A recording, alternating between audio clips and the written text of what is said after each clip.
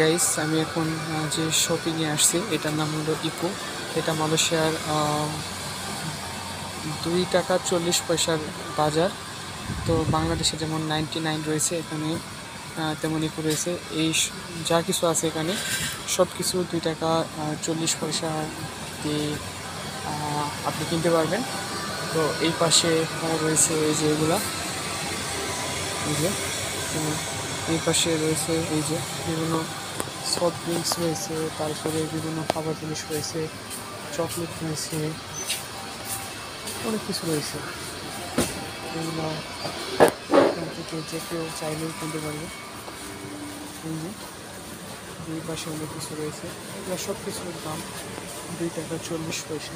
2 টাকা 40 পয়সা এগুলো কেনা যায় এখানে। এই যে এখানে অনেক কিছু রয়েছে, সব কিছু 2 টাকা 40 পয়সা দিলে আপনি কিনতে পারবেন।